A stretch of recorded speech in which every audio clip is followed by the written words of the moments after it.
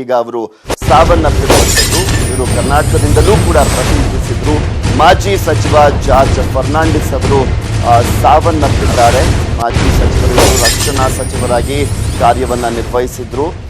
ಸಚಿವ ಜಾರ್ಜ್ ಫರ್ನಾಂಡಿಸ್ ನಿಮ್ಗೆಲ್ರಿಗೂ ಕೂಡ ಗೊತ್ತಿದೆ, ಬಿಜೆಪಿ ಸರ್ಕಾರ ಇದ್ದಂತಹ ಸಂದರ್ಭದಲ್ಲಿ, ಕೇಂದ್ರದಲ್ಲಿ NDA ಸರ್ಕಾರ ಇದ್ದಂತಹ ಸಂದರ್ಭದಲ್ಲಿ ಇವರು ಸಚಿವರಾಗಿ ಕಾರ್ಯವನ್ನ ನಿರ್ವಹಿಸಿದ್ರು. ಅಟಲ್ ಬಿಹಾರಿ ವಾಜಪೇಯಿ ಅವರ ಒಡನಾಡಿ ಆಪ್ತರ ಗುಂಪಿನಲ್ಲಿ ಇವರು ಕೂಡ ಗುರುತಿಸಿಕೊಂಡಿದ್ದಂತಹ ನಾಯಕ ಮಾಜಿ ಸಚಿವ ಜಾರ್ಜ್ ಫರ್ನಾಂಡಿಸ್ ಅವರು. ವಾಜಪೇಯಿ ಸರ್ಕಾರದಲ್ಲಿ ಜಾರ್ಜ್ ಫರ್ನಾಂಡಿಸ್ ಅವರು ಕೇಂದ್ರ ಸಚಿವರಾಗಿ ಸೇವೆಯನ್ನ ಸಲ್ಲಿಸಿದ್ರು. ಇಲ್ಲಿ ಪ್ರಮುಖವಾಗಿ ಅಂದ್ರೆ ಆ ಒಂದು ಕೇಂದ್ರ ಸರ್ಕಾರ ಇದ್ದಂತಹ ಸಂದರ್ಭದಲ್ಲಿ ಪ್ರಭಾವಿ ಖಾತೆಯನ್ನ ಕೂಡ ನಿರ್ವಹಿಸಿದ್ರು. ಇಲ್ಲಿ ಪ್ರಮುಖವಾಗಿ ಸಾಕಷ್ಟು ಒಳ್ಳೊಳ್ಳೆ ಕೆಲಸಗಳ ಮುಖಾಂತರ ವಾಜಪೇಯಿ ಅವರ ಸರ್ಕಾರದಲ್ಲಿ ಸಾಕಷ್ಟು ಹೆಸರನ್ನ ಕೂಡ ಮಾಡಿದ್ರು. ಜಾರ್ಜ್ ಫರ್ನಾಂಡಿಸ್ ಅವರು NDA ಸರ್ಕಾರ ಇದ್ದಂತಹ ಸಂದರ್ಭದಲ್ಲಿ 1999ರಿಂದ 2004ರವರೆಗೆ ವಾಜಪೇಯಿ ಅವರ ಬಿಜೆಪಿ ನೇತೃತ್ವದ NDA ಸರ್ಕಾರ ಇದ್ದಂತಹ ಸಂದರ್ಭದಲ್ಲಿ ಕೇಂದ್ರ ಸಚಿವರಾಗಿ ಇವರು ಸೇವೆಯನ್ನ ಸಲ್ಲಿಸಿದ್ರು. ರಕ್ಷಣಾ ಸಚಿವರಾಗಿ ಸಾಕಷ್ಟು ಕೆಲಸಗಳನ್ನ ಮಾಡಿ ಹೆಸರನ್ನ ಪಡೆದುಕೊಂಡಿದ್ದಂತಹ ಜಾರ್ಜ್ ಫರ್ನಾಂಡಿಸ್ ಅವರು ನಿಧನ ಹೊಂದಿದ್ದಾರೆ. ವಾಜಪೇಯಿ ಅವರ ಸರ್ಕಾರದಲ್ಲಿ ಸಚಿವರಾಗಿದ್ದಂಥವರು ಜಾರ್ಜ್ ಫರ್ನಾಂಡಿಸ್ ಅವರು ಈಗ ನಿಧನರಾಗಿರುವಂಥದ್ದು. ಅವರ ನಿಧನಕ್ಕೆ ಸಾಕಷ್ಟು ಗಣ್ಯರೆಲ್ಲರೂ ಕೂಡ ಕಂಬನಿಯನ್ನ ಮಿಡ್ತಾ ಇದ್ದಾರೆ. ಮಾಜಿ ಸಚಿವರಾಗಿ ಕಾರ್ಯವನ್ನು ಅಂದ್ರೆ ಕೇಂದ್ರ ಸಚಿವರಾಗಿ ಇವರು ಕೆಲಸವನ್ನ ಮಾಡಿದ್ರು. ಕೇಂದ್ರ ಸರ್ಕಾರದಲ್ಲಿ NDA ನೇತೃತ್ವದ ಕೇಂದ್ರ ಸರ್ಕಾರ ಇದ್ದಂತಹ ಸಂದರ್ಭದಲ್ಲಿ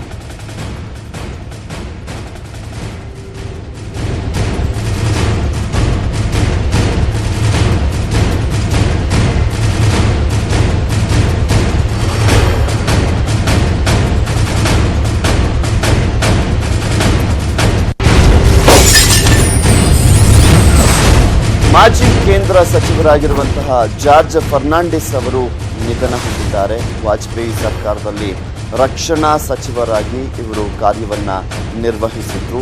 ಯಶಸ್ವಿಯಾಗಿ ರಕ್ಷಣಾ ಇಲಾಖೆಯಲ್ಲಿ ಸಾಕಷ್ಟು ಚೇಂಜಸ್ ಅನ್ನ ಮಾಡುವ ಮುಖಾಂತರ, ರಕ್ಷಣಾ ಇಲಾಖೆಗೆ ಶಕ್ತಿಯನ್ನ ತುಂಬುವ ಮುಖಾಂತರ ವಾಜಪೇಯಿ ಸರ್ಕಾರದಲ್ಲಿ ಸಾಕಷ್ಟು ಹೆಸರನ್ನ ಮಾಡಿದ್ದಂಥವರು ಜಾರ್ಜ್ ಫರ್ನಾಂಡಿಸ್ ಅವರು ಈಗ ನಿಧನ ಹೊಂದಿದ್ದಾರೆ. ಅವರ ನಿಧನಕ್ಕೆ ರಾಜಕೀಯ ಗಣ್ಯರೆಲ್ಲರೂ ಕೂಡ ಕಂಬನಿಯನ್ನ ಮಿಡ್ತಾ ಇದ್ದಾರೆ. ಮಾಜಿ ಸಚಿವರಾಗಿ ಕಾರ್ಯವನ್ನ ನಿರ್ವಹಿಸಿರುವಂತಹ ಜಾರ್ಜ್ ಫರ್ನಾಂಡಿಸ್ ಅವರಿಗೆ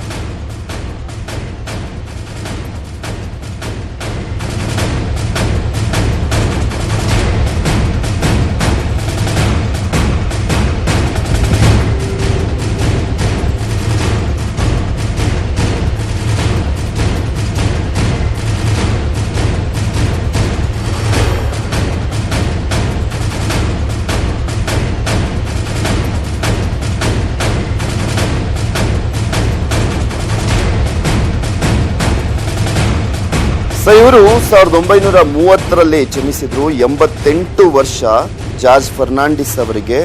ರಾಜ್ಯಸಭಾ ಸದಸ್ಯರಾಗೂ ಕೂಡ ಇವರು ಸೇವೆಯನ್ನ ಸಲ್ಲಿಸಿದ್ರು. ಇಲ್ಲಿ ಪ್ರಮುಖವಾಗಿ ಬಿಹಾರದಿಂದ ರಾಜ್ಯಸಭಾ ಸದಸ್ಯರಾಗಿ ಸೇವೆಯನ್ನ ಸಲ್ಲಿಸಿದ್ರು. ಕರ್ನಾಟಕದವರಾಗಿದ್ರು. ಇಲ್ಲಿ ಪ್ರಮುಖವಾಗಿ ನೋಡ್ತಾ ಇದ್ರೆ ಜಾರ್ಜ್ ಫರ್ನಾಂಡಿಸ್ ಅವರು ರಕ್ಷಣಾ ಸಚಿವರಾಗಿ ಸಾಕಷ್ಟು ಹೆಸರನ್ನ ಮಾಡಿದಂಥವರು. ಜಾರ್ಜ್ ಫರ್ನಾಂಡಿಸ್ ಅಂದ್ರೆ ಅದರಲ್ಲೂ ಪ್ರಮುಖವಾಗಿ ಬಿಜೆಪಿಯಲ್ಲಿ ತನ್ನದೇ ಆದಂತಹ ಹೆಸರನ್ನ ಮಾಡಿದಂತಹ ವ್ಯಕ್ತಿ.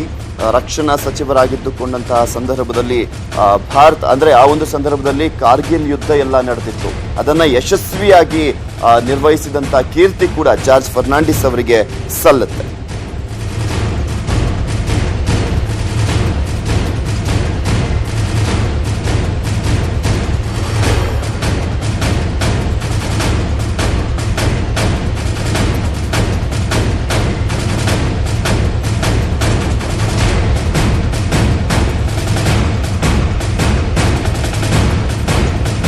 ಅನಾರೋಗ್ಯದಿಂದ ಬಳಲ್ತಾ ಇದ್ರು ಜಾರ್ಜ್ ಫರ್ನಾಂಡಿಸ್ ಅವರು. 88 ವರ್ಷ ವಯಸ್ಸಾಗಿತ್ತು. ಜೂನ್ 3ನೇ ತಾರೀಕು 1930ರಲ್ಲಿ ಜನಿಸಿದ್ರು ಜಾರ್ಜ್ ಫರ್ನಾಂಡಿಸ್ ಅವರು. ರಕ್ಷಣಾ ಸಚಿವರಾಗಿ ಸೇವೆಯನ್ನ ಸಲ್ಲಿಸಿದ್ರು. ನಿಮ್ಗೆಲ್ಲರಿಗೂ ಕೂಡ ಗೊತ್ತಿದೆ, ಕಾರ್ಗಿಲ್ ಯುದ್ಧ ವಾಜಪೇಯಿ ಅವರ ಸರ್ಕಾರ ಇದ್ದಂತಹ ಸಂದರ್ಭದಲ್ಲಿ ಪಾಕಿಸ್ತಾನದ ವಿರುದ್ಧ ಯಾವ ರೀತಿಯಾಗಿ ಭಾರತ ಹೋರಾಟವನ್ನ ಮಾಡಿ ಗೆದ್ದಿತ್ತು ಅಂತ. ಆ ಒಂದು ಸಂದರ್ಭದಲ್ಲಿ ಆ ಒಂದು ಗೆಲುವಿಗೆ ಪ್ರಮುಖವಾಗಿ ಕಾರಣಕರ್ತರು ಅಂದ್ರೆ ಅದರಲ್ಲಿ ಜಾರ್ಜ್ ಫರ್ನಾಂಡಿಸ್ ಅವರು ಕೂಡ. ಯಾಕೆಂದ್ರೆ ರಕ್ಷಣಾ ಇಲಾಖೆ ಯಾವ ರೀತಿಯಾಗಿ ಕಾರ್ಗಿಲ್ ಯುದ್ಧಕ್ಕೆ ಒಂದು ಪ್ಲಾನ್ ಅನ್ನ ರೂಪಿಸಿತ್ತು, ಅದರ ಎಲ್ಲದರ ಹೊಣೆಯನ್ನ ಹೊತ್ತಂತವರು ಅಂದ್ರೆ ಜಾರ್ಜ್ ಫರ್ನಾಂಡಿಸ್ ಅವರು. ಸೊ ಹೀಗಾಗಿನೇ ಜಾರ್ಜ್ ಫರ್ನಾಂಡಿಸ್ ಅವರು ಅಂದ್ರೆ ಪ್ರತಿಯೊಬ್ಬರಿಗೂ ಕೂಡ ಗೊತ್ತಿದೆ. ಇವರು ಕರ್ನಾಟಕದವರಾಗಿದ್ರು, ಮತ್ತೊಂದು ಕಡೆ ರಾಜ್ಯಸಭಾ ಸದಸ್ಯರಾಗೂ ಕೂಡ ಸೇವೆಯನ್ನ ಸಲ್ಲಿಸಿದ್ದಾರೆ. ಬಿಹಾರದಿಂದ ರಾಜ್ಯಸಭಾ ಸದಸ್ಯರಾಗಿ ಆಯ್ಕೆಯಾಗಿತ್ತು. ಇದೆಲ್ಲದರ ಬಗ್ಗೆ ಮಾಹಿತಿಯನ್ನು ನೀಡ್ತಾರೆ ನಮ್ಮ ಪ್ರತಿನಿಧಿ ಅಲ್ವಿನ್. ನೇರ ಸಂಪರ್ಕದಲ್ಲಿ ಜಾಯ್ನ್ ಆಗ್ತಾ ಇದ್ದಾರೆ ನ್ಯೂಸ್ ಡೆಸ್ಕ್ ನಿಂದ. ಅಲ್ವಿನ್, ಇಲ್ಲಿ ಪ್ರಮುಖವಾಗಿ ಮಾಜಿ ಕೇಂದ್ರ ಸಚಿವರಾಗಿರುವಂತಹ ಜಾರ್ಜ್ ಫರ್ನಾಂಡಿಸ್ ಅವರು ನಿಧನ ಹೊಂದಿದ್ದಾರೆ. ಅವರ ಜೀವನವನ್ನ ಮೆಲುಕು ಹಾಕೋದಾದ್ರೆ ಏನ್ ಹೇಳ್ಬೋದು? ಯಾವಾಗ ಸಾವನ್ನಪ್ಪಿದ್ದು? ಇದ್ರ ಬಗ್ಗೆ ಏನೆಲ್ಲ ಮಾಹಿತಿ ಲಭ್ಯವಾಗ್ತಾ ಇದೆ? ಪೃಥ್ವಿರಾಜ್, ಮೊದಲನೇದಾಗಿ ಹೇಳೋದಾಗದ ಇದು ಇವರೊಬ್ಬ ಹೆಮ್ಮೆಯ ಕನ್ನಡಿಗ ಅಂತಾನೆ ಹೇಳ್ಬೋದು. ದಕ್ಷಿಣ ಕನ್ನಡದಲ್ಲಿ ಹುಟ್ಟಿರುವಂತಹ ಜಾರ್ಜ್ ಫರ್ನಾಂಡಿಸ್ ಏನು ತಮ್ಮ ಮೊದಲ ಜೀವನದಲ್ಲಿ ಥಿಯಾಲಜಿಯನ್ನ ಮಂಗಳೂರಿನಲ್ಲಿರುವಂತಹ ಸೈಂಟ್ ಜೋಸೆಫ್ ಸೆಮಿನರಿಯಿಂದ ಪಡ್ಕೊಳ್ತಾರೆ.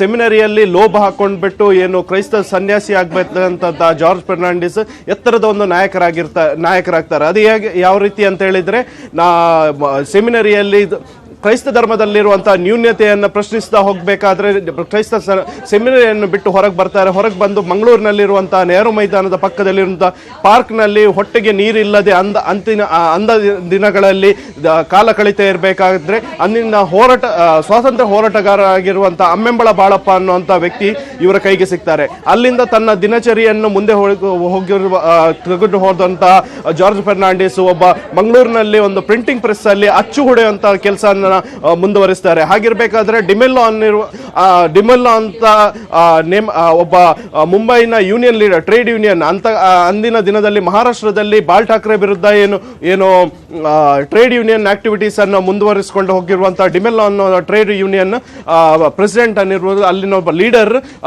ಅಮ್ಮೆಂಬಳ ಬಾಳಪ್ಪ ಅವರನ್ನ ಒಂದು ಪತ್ರದ ಮೂಲಕ ಸಂಪರ್ಕಿಸ್ತಾರೆ. ನಮಗೊಬ್ಬ ಯುವಕ ಬೇಕು, ಎಲ್ಲಾ ಭಾಷೆಯಲ್ಲಿ ಪರಿಣಿತವಾಗಿರುವಂತಹ ಒಬ್ಬ ಒರೇಟರ್ ಬೇಕು, ಮತ್ತೆ ಟ್ರೇಡ್ ಯೂನಿಯನ್ ಆಕ್ಟಿವಿಟೀಸ್ ಅನ್ನು ಮುಂದೆ ಕೊಂಡೋಗುವಂತಹ ಒಬ್ಬ ತರುಣ ಬೇಕೆಂದಾಗ ಈ ಜಾರ್ಜ್ ಫರ್ನಾಂಡಿಸ್ ಅನ್ನ ಏನು ಡಿಮೆಲ್ಲೋಗೆ ಅಂದಿನ ಅಮ್ಮೆಂಬಳ ಬಾಳಪ್ಪ ಅವರು ಕಳಿಸಿಕೊಡ್ತಾರೆ. ಅಲ್ಲಿ ನಂತರ ಮುಂಬೈಗೆ ಹೋದಂತಹ ಜಾರ್ಜ್ ಫರ್ನಾಂಡಿಸ್ ಏನಿರ್ಬೋದು ಯೂನಿಯನ್ ಆಕ್ಟಿವಿಟೀಸ್ ಅನ್ನ ಮುಂದುವರಿಸಿಕೊಂಡು ಗೊತ್ತು ಗುರಿ ಇಲ್ಲಂತ ಮುಂಬೈಯಲ್ಲಿ ಒಬ್ಬ ವಿಶೇಷ ವ್ಯಕ್ತಿಯಾಗಿ ಹೊರಬರ್ತಾರೆ. ಅದರ ನಂತರ ತನ್ನ ವಿಸ್ತಾರವನ್ನು ಬಿಹಾರಕ್ಕೆ ಕೊಂಡೋಗ್ತಾರೆ. ಬಿಹಾರದಿಂದನೇ ಎಲೆಕ್ಷನ್ ಮೊದಲು MP ಎಲೆಕ್ಷನ್ ಕಂಟೆಸ್ಟ್ ಮಾಡ್ತಾರೆ. ಯಾವುದೇ ಬಲ ಇಲ್ಲದೆ ಬಿಹಾರದಲ್ಲಿ ಎಲೆಕ್ಷನ್ ನಲ್ಲಿ ಮುಂದೆ ಬಂದ್ಬಿಟ್ಟು ಅಲ್ಲಿಂದ ಏನು ರಾಜಕೀಯ ಜೀವನಕ್ಕೆ ಮುಂದೆ ಬರ್ತಾರೆ. ರಾಜಕೀಯ ಜೀವನದಲ್ಲಿ ಒಬ್ಬ ಉತ್ತಮ ಮಂತ್ರಿಯಾಗಿ ಅಂದಿನ ಕಾಲದಲ್ಲಿ ಡಿಫೆನ್ಸ್ ಮಿನಿಸ್ಟರ್ ಯಾವ ತರ ಒಬ್ಬ ಮಂತ್ರಿಯಾಗಿರ್ಬೇಕು ಅನ್ನೋದನ್ನ ತೋರಿಸಿಕೊಡ್ತಾರೆ ಅಂತ ಹೇಳ್ಬೋದು ಪೃಥ್ವಿರಾಜ್. ಇಲ್ಲಿ ಅಲ್ವಿನ್, ಪ್ರಮುಖವಾಗಿ ಈ ರೈಲ್ವೆ ಇಲಾಖೆಯ ವಿಚಾರಕ್ಕೆ ಸಂಬಂಧಪಟ್ಟಂತೆ 1974ರಲ್ಲಿ ನಡೀತಾ ಇದ್ದಂತ ಒಂದು ಅತಿದೊಡ್ಡ ರೈಲ್ವೆ ಇಲಾಖೆಯ ವಿಚಾರಕ್ಕೆ ಸಂಬಂಧಪಟ್ಟಂತೆ ಹೋರಾಟದಲ್ಲಿ ಧುಮುಕಿ ನಂತರ ಅದೇ ರೈಲ್ವೆ ಸಚಿವರಾಗಿ ಖಾತೆಯನ್ನ ನಿರ್ವಹಿಸಿ ಯಶಸ್ವಿಯಾಗಿ ನಿರ್ವಹಿಸಿ ಎಲ್ಲರ ಒಂದು ಮೆಚ್ಚುಗೆಗೆ ಪಾತ್ರವಾಗಿದ್ರು. ಇದೇ ರೀತಿಯಾಗಿ ಹೇಳ್ತಾ ಹೋಗ್ತಾ ಇದ್ರೆ ನೂರಾರು ಅಂಶಗಳಿದೆ ಜಾರ್ಜ್ ಫರ್ನಾಂಡಿಸ್ ಅವರ ಬಗ್ಗೆ ಹೇಳಬೇಕು ಅಂದ್ರೆ. ಇನ್ನು ಒಬ್ಬ ಕರ್ನಾಟಕದಲ್ಲಿ ಹುಟ್ಟಿ ಬೆಳೆದಂತಹ ವ್ಯಕ್ತಿ ಬೇರೆ ರಾಜ್ಯದಲ್ಲೂ ಕೂಡ ತನ್ನ ಅಸ್ತಿತ್ವವನ್ನ ಕಂಡುಕೊಂಡಿದ್ದು ಅಂದ್ರೆ ಅದು ಜಾರ್ಜ್ ಫರ್ನಾಂಡಿಸ್ ಅವರು ಒಬ್ಬರೇ ಅನ್ಸುತ್ತೆ. ಹೌದು ಪೃಥ್ವಿರಾಜ್, ಮೊದಲನೇದಾಗಿ ಇನ್ನೊಂದು ವಿಚಾರ ಹೇಳೋದಾದ್ರೆ ಈಗಿನ ಕಾಲದಲ್ಲಿ ಏನು ಜಾತಿ ವ್ಯವಸ್ಥೆ ಇದೆ ಮತ್ತೆ ಒಂದು ಲೀಡರ್ಶಿಪ್ ಕೊರತೆ ಇರಬೇಕು ಅಂತ ತೋರಿಸ್ತದೆ. ಅಂಥದ್ರಲ್ಲಿ ತಮ್ಮ ಹುಟ್ಟು ಏನಿದೆ, ತಮ್ಮ ವ್ಯವಸ್ಥೆ ಏನಿದೆ, ಇದರ ವಿರುದ್ಧ ಹೋರಾಟ ಮಾಡಿಬಿಟ್ಟು ಖಾಲಿ ಟ್ರೇಡ್ ಯೂನಿಯನ್ ಅಂದಿನ ಕಾಲದಲ್ಲಿ ಒಂದು ವರ್ಕರ್ಸ್ ಪರವಾಗಿ ಮತ್ತೊಂದು ಕಂಪನಿಗಳಲ್ಲಿರುವಂತಹ ನ್ಯೂನ್ಯತೆಗಳನ್ನು ಪ್ರಶ್ನಿಸಿ ಅಲ್ಲಿರುವಂತಹ ಒಂದು ಎಂಪ್ಲಾಯಿಗಳ ಒಂದು ವಾಯ್ಸ್ ಆಗಿ, ಮತ್ತೆ ಇನ್ನೊಂದು ನೋಡ್ಬೋದು ರೈಲ್ವೆ ಅಲ್ಲಿರುವಂತಹ ನ್ಯೂನ್ಯತೆಗಳನ್ನೇ ಪ್ರಶ್ನಿಸ್ತಾರೆ. ರೈಲ್ವೆ ಇಲಾಖೆ ವಿರುದ್ಧ ಹೋರಾಟ ಮಾಡಿ ಒಂದು ಅದೇ 74-76 ಸಾಲಿನಲ್ಲಿ ಪುನಃ ತಾನೇ ಒಬ್ಬ ರೈಲ್ವೆ ಮಂತ್ರಿಯಾಗಿ ಹೊರ ಬರ್ತಾರೆ. ಇದು ಸಾಧಾರಣ ವಿಷಯವಲ್ಲ ಅಂತ ಹೇಳ್ಬೋದು ಪೃಥ್ವಿರಾಜ್. ಇಲ್ಲ, ಹಾಗೆ ಮತ್ತೊಂದು ವಿಚಾರ ಅಂದ್ರೆ ಇಡೀ ದೇಶವೇ ಹೆಮ್ಮೆ ಪಡುವಂತ ವಿಚಾರ ಅಂದ್ರೆ ಇವರು ರಕ್ಷಣಾ ಸಚಿವರಾಗಿದ್ದಂತಹ ಸಂದರ್ಭದಲ್ಲಿ ಕಾರ್ಗಿಲ್ ಯುದ್ಧ ಆಗಿರುತ್ತೆ. ಯಾರು ಕೂಡ ಮರೆಯೋದಕ್ಕೆ ಸಾಧ್ಯನೇ ಇಲ್ಲ ಜಾರ್ಜ್ ಫರ್ನಾಂಡಿಸ್ ಅವರನ್ನ. ಆ ಒಂದು ಸಂದರ್ಭದಲ್ಲಿ ಭಾರತ ಯಶಸ್ವಿಯಾಗಿ ಪಾಕಿಸ್ತಾನವನ್ನ ಸೋಲಿಸಿ ದಿಗ್ವಿಜಯವನ್ನ ಸಾಧಿಸಿತ್ತು. ಈ ಒಂದು ವಿಚಾರಕ್ಕೆ ಎಲ್ಲರ ಮನಸ್ಸಲ್ಲೂ ಈಗಲೂ ಕೂಡ ಜಾರ್ಜ್ ಫರ್ನಾಂಡಿಸ್ ಅವರು ಇದ್ದಾರೆ ಅಂದ್ರೆ ತಪ್ಪಾಗ್ಲಿಕ್ಕಿಲ್ಲ ಅನ್ಸುತ್ತೆ. ಭಾರತದ ಹೆಮ್ಮೆಯ ಪುತ್ರ ಅಂತ ಹೇಳ್ಬೋದು. ಹೌದು, ಯಾಕಂತ ಹೇಳಿದ್ರೆ ಈಗ ಕಾರ್ಗಿಲ್ ಏನಿದೆ ಆ ಟೈಮಲ್ಲಿ ಪಾಕಿಸ್ತಾನಿಗಳು ಆಕ್ರಮಿಸಿಕೊಂಡಾಗ ಯಾರಿಗೂ ತಿಳಿಯದಂತ ಸಂದರ್ಭದಲ್ಲಿ ಅಂದಿನ ಒಂದು ಫೋರ್ಸ್ ಅನ್ನು ಯೂಸ್ ಮಾಡಿಕೊಂಡು ಅಲ್ಲಿರುವಂತಹ ಒಂದು ಕಾರ್ಗಿಲ್ ಬಾರ್ಡರ್ ಅನ್ನ ಸೀಲ್ ಮಾಡುವಂತ ಒಂದು ಕಾರ್ಯಕ್ಕೆ ಮುಂದಾದಾಗ ಯುದ್ಧ ಶುರುವಾದಾಗ ಪುನಃ ಅವರಿಗೆ ಪ್ರತ್ಯುತ್ತರವನ್ನು ಕೊಡುವಂತ ಒಂದು ಟ್ರೀಟಿ ನಡೀತಾ ಇರಬೇಕಾದಂತ ಸಂದರ್ಭದಲ್ಲಿ ಒಂದು ಖಡಕ್ ಡಿಸಿಷನ್ ತಗೊಂಡ್ಬಿಟ್ಟು ಪಾಕಿಸ್ತಾನಿಗಳನ್ನ ಆ ಬಾರ್ಡರ್ ನಿಂದ ಹೊರಗಾಕುವಂತ ಒಂದು ಆಸ್ ಅ ಡಿಫೆನ್ಸ್ ಮಿನಿಸ್ಟರ್ ಏನ್ ಮಾಡಬೇಕಿತ್ತು ಅದನ್ನು ಮಾಡಿ ಒಂದು ಇಡೀ ವಿಶ್ವದ ಗಮನ ಸೆಳೆಯುತ್ತಾರೆ ಅಂತ ಹೇಳ್ಬೋದು ಪೃಥ್ವಿರಾಜ್. ಇಲ್ಲಿ ಪ್ರಮುಖವಾಗಿ ಅಲ್ವಿನ್, ಜಾರ್ಜ್ ಫರ್ನಾಂಡಿಸ್ ಅವರು ಎಲ್ಲಿ ಕೊನೆಯುಸಿರೆಳೆದಿದ್ದು, ಏನು ಎತ್ತ, ಇದ್ರ ಬಗ್ಗೆ ಏನಾದ್ರು ಮಾಹಿತಿ ಲಭ್ಯವಾಗ್ತಾ ಇದೆಯಾ? ಮತ್ತೆ ಯಾವಾಗ ಅಂತ್ಯಕ್ರಿಯೆ ನಡೆಯುತ್ತೆ, ಏನ್ ಮಾಹಿತಿ ಲಭ್ಯವಾಗ್ತಾ ಇದೆ ಈ ಎಲ್ಲ ವಿಚಾರಕ್ಕೆ ಸಂಬಂಧಪಟ್ಟಂತೆ? ಈವರೆಗೆ ನಾವು ಕಳೆದುಕೊಂಡಂತೆ ತಮ್ಮ ದೆಹಲಿಯ ಅಂತ ನಿವಾಸದಲ್ಲಿ ಅಂತ ಹೇಳಲಾಗ್ತಿದೆ. ಮತ್ತೆ ಇನ್ನೊಂದು ನೋಡೋದಾದ್ರೆ ಸುಮಾರು 8 ವರ್ಷಗಳಿಂದ ಸತತವಾಗಿ ಒಂದು ಪ್ರೊಲಾಂಗ್ ಡಿಸೀಸ್, ಒಂದು ಏಜ್ಡ್ ಆದಂತವರಿಗೆ ಬರುವಂತಹ ಒಂದು ಡಿಸೀಸ್ ಅನ್ನ ಇವರು ಇದಿತ್ತು. ಮತ್ತೆ ಅಲ್ಜಿಮರ್ಸ್ಗೂ ಒಳಗಾಗಿದ್ರು ಇವರು. ಹಾಗಾಗಿ ಮುಂದಿನ ಕಾರ್ಯ ಏನಿದೆ, ಅಂತ್ಯದರ್ಶನ, ಅಂತಿಮ ಕ್ರಿಯೆ ಏನಿದೆ, ಒಂದು ದಕ್ಷಿಣ ಕನ್ನಡದಲ್ಲಿ ಆಗುತ್ತಾ ಅಥವಾ ಅವರ ಕುಟುಂಬ ಹೆಚ್ಚಿನ ಸದಸ್ಯರು ಬೆಂಗಳೂರಿನ ಜಾನ್ಸನ್ ಮಾರ್ಕೆಟ್ ಹತ್ತಿರದಲ್ಲಿ ವಾಸವಿರೋ ಕಾರಣ ಇಲ್ಲಿ ಆಗುತ್ತೋ ಅಥವಾ ಡೆಲ್ಲಿಯಲ್ಲಿ ಆಗುತ್ತೋ ಒಂದು ಕಾದು ನೋಡ್ಬೇಕಾಗಿದೆ. ವಯೋಸಹಜ ಕಾಯಿಲೆಯಿಂದ ಬಳಲ್ತಾ ಇದ್ರು ಜಾರ್ಜ್ ಫರ್ನಾಂಡಿಸ್ ಅವರು. ಮತ್ತೊಂದ್ ಕಡೆ ಇಲ್ಲಿ ಪ್ರಮುಖವಾಗಿ ಜಾರ್ಜ್ ಫರ್ನಾಂಡಿಸ್ ಅವರ ಹುಟ್ಟೂರು ದಕ್ಷಿಣ ಕನ್ನಡ ಜಿಲ್ಲೆ. ನೀವು ಕೂಡ ಹೇಳ್ತಾ ಇದ್ರಿ ಯಾವ ರೀತಿಯಾಗಿ ಒಂದು ರೀತಿಯಾದಂತಹ ರೆವಲ್ಯೂಷನ್ ಅನ್ನ ತಂದಿದ್ರು ಆ ಒಂದು ಟೈಮ್ ನಲ್ಲಿ. ಜಾರ್ಜ್ ಫರ್ನಾಂಡಿಸ್ ಅವರ ಹೋರಾಟ ಯಾವ ರೀತಿಯಾಗಿತ್ತು ಅನ್ನೋದನ್ನ ಕೂಡ ಹೇಳ್ತಾ ಇದ್ರಿ. ಸೊ ಅವರ ಕುಟುಂಬದವರು ದಕ್ಷಿಣ ಕನ್ನಡದಲ್ಲೇ ಅಂದ್ರೆ ಅವರ ಅಂತ್ಯಕ್ರಿಯೆ ನಡೆಸುವಂತ ವಿಚಾರಕ್ಕೆ ಸಂಬಂಧಪಟ್ಟಂತೆ ಏನಾದ್ರು ಮಾತನಾಡಿದ್ದಾರಾ? ಇದ್ರ ಬಗ್ಗೆ ಏನಾದ್ರು ಮಾಹಿತಿ ಸಿಕ್ಕಿದ್ಯಾ? ಈವರೆಗೆ ನಾವು ಅವರ ಕುಟುಂಬಸ್ಥರನ್ನು ಸಂಪರ್ಕಿಸುವಂತ ಪ್ರಯತ್ನ ಮಾಡ್ತಾ ಇದ್ದೀವಿ. ಆದರೆ ಯಾರು ಲಭ್ಯವಿಲ್ಲದ ಕಾರಣ ಎಲ್ಲಿ ಅಂತ್ಯಕ್ರಿಯೆ ನಡೆಯುತ್ತದೆ ನೋಡ್ಬೋದು. ಯಾಕಂತ ಹೇಳಿದ್ರೆ ಅವರು ಅವಿವಾಹಿತರು, ಮತ್ತೆ ಯಾವುದೇ ಕುಟುಂಬದ ಜೊತೆ ಸಂಪರ್ಕ ಹೊಂದಿರಲಿಲ್ಲ. ಅವರ ಸಹೋದರರೇನು ಇಬ್ಬರೇನು ರಾಜಕೀಯದಲ್ಲಿ ಸಕ್ರಿಯವಾಗಿದ್ದರು. ಇತ್ತೀಚಿನ ದಿನಗಳಲ್ಲಿ ಮಾಧ್ಯಮದಿಂದ ಸಂಪರ್ಕದಿಂದ ದೂರವಿದ್ದರು. ಹಾಗಿರ್ಬೇಕಾದ್ರೆ ಎಲ್ಲಿ ಯಾವ ತರ ಅಂತ್ಯಕ್ರಿಯೆಯನ್ನು ಯಾರು ಮಾಡ್ತಾರೆ ಅನ್ನೋಂಥ ಒಂದು ಪ್ರಶ್ನೆನೂ ಇದೆ. ಹಾಗಿರ್ಬೇಕಾದ್ರೆ ಸ್ವಲ್ಪ ಸಮಯದಲ್ಲೇ ಇದು ತಿಳಿದು ಬರ್ಬೋದು ಅಂತ ನಾನು ಯೋಚಿಸ್ತೇನೆ. ಅಲ್ವಿನ್, ಮತ್ತೊಂದ್ ಕಡೆ ಜಾತಿ, ಧರ್ಮ ಪ್ರತಿಯೊಂದನ್ನು ಕೂಡ ಮೀರಿ ಬೆಳೆದಂತವರು ಅಂದ್ರೆ ಅದು ಜಾರ್ಜ್ ಫರ್ನಾಂಡಿಸ್ ಅವರು. ಯಾಕೆಂದ್ರೆ ಬಿಜೆಪಿ ಸರ್ಕಾರದಲ್ಲಿ ರಕ್ಷಣಾ ಸಚಿವರು ಅಂದ್ರೆ ಅತಿ ದೊಡ್ಡ, ಅಂದ್ರೆ ಅಲ್ಲಿ ಪ್ರಧಾನಮಂತ್ರಿ ಆದ್ಮೇಲೆ ಗೃಹ ಇಲಾಖೆ ಆದ್ಮೇಲೆ ಬರುವಂತಹ ಮತ್ತೊಂದು ಪ್ರಭಾವಿ ಖಾತೆ ಅಂದ್ರೆ ಅದು ರಕ್ಷಣಾ ಇಲಾಖೆ ಖಾತೆ. ಸೊ ಹೀಗಾಗಿ ಜಾರ್ಜ್ ಫರ್ನಾಂಡಿಸ್ ಅವರು ಅದನ್ನ ಯಶಸ್ವಿಯಾಗಿ ನಿರ್ವಹಿಸಿದ್ರು. ಇನ್ನು ಯಾವ ರೀತಿಯಾಗಿ ಮಿಸ್ ಮಾಡ್ಕೊಳ್ಳುತ್ತೆ ಭಾರತ ಜಾರ್ಜ್ ಫರ್ನಾಂಡಿಸ್ ಅವರನ್ನ ಅಂತ ಯಾವ ರೀತಿಯಾಗಿ ವಿಶ್ಲೇಷಣೆ ಮಾಡಬಹುದು ಈ ಒಂದು ವಿಚಾರವನ್ನ?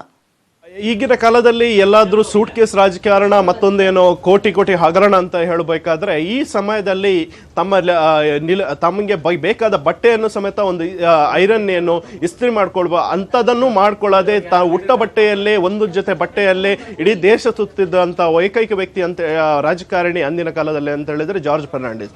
ಇದು ನಮ್ಗೊಂದು ಅಸೆಟ್ ಅಂತ ಹೇಳ್ಬಹುದು. ಇದು ಈ ದೇಶಕ್ಕಿದ್ದಂತ ಒಂದು ಅಸೆಟ್. ಹಾಗಿರ್ಬೇಕಾದ್ರೆ ಇರುವ ತತ್ವ ಆದರ್ಶವನ್ನ ಪಾಲಿಸಿದಂತ ಅನೇಕ ರಾಜಕಾರಣಿಗಳು ನಮ್ಮಲ್ಲಿದ್ರು.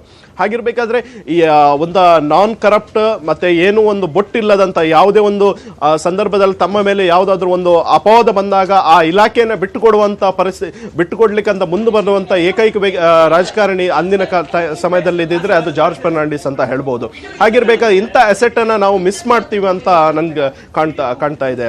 ಓಕೆ, ಥ್ಯಾಂಕ್ ಯು ಅಲ್ವಿನ್ ನಿಮ್ಮೆಲ್ಲ ಮಾಹಿತಿಗಾಗಿ. ಸರಳ ಸಜ್ಜನಿಕೆಗೆ ಹೆಸರಾಗಿದ್ದಂತಹ ಜಾರ್ಜ್ ಫರ್ನಾಂಡಿಸ್ ಅವರು ನಿಧನ ಹೊಂದಿದ್ದಾರೆ. ವಯೋಸಹಜ ಕಾಯಿಲೆಯಿಂದ ಬಳಲ್ತಾ ಇದ್ರು ಜಾರ್ಜ್ ಫರ್ನಾಂಡಿಸ್ ಅವರು. ದೆಹಲಿಯಲ್ಲಿ ಅವರು ನಿಧನ ಹೊಂದಿರುವಂತದ್ದು. ಕರ್ನಾಟಕದ ಹೆಮ್ಮೆಯ ಪುತ್ರ ಅಂತ ಹೇಳಲಿಕ್ಕೂ ಕೂಡ ತಪ್ಪಾಗ್ಲಿಕ್ಕಿಲ್ಲ. ಯಾಕೆಂದ್ರೆ ಕರ್ನಾಟಕದಲ್ಲಿ ಹುಟ್ಟಿ ಬೆಳೆದು ನಂತರ ಬೇರೆ ಬೇರೆ ರಾಜ್ಯಗಳಲ್ಲೂ ಕೂಡ ಹೆಸರನ್ನ ಮಾಡಿದಂಥವರು. ಅದರಲ್ಲೂ ಒಮ್ಮೆ ರೈಲ್ವೆ ಸಚಿವರಾಗಿ ಕೂಡ ಕಾರ್ಯವನ್ನು ನಿರ್ವಹಿಸಿದ್ದಾರೆ. ರಕ್ಷಣಾ ಸಚಿವರಾಗಿ ಎಲ್ಲರ ಮನಸ್ಸಲ್ಲೂ ಈಗಲೂ ಕೂಡ ಉಳ್ಕೊಂಡಿದ್ದಾರೆ ಜಾರ್ಜ್ ಫರ್ನಾಂಡಿಸ್ ಅವರು.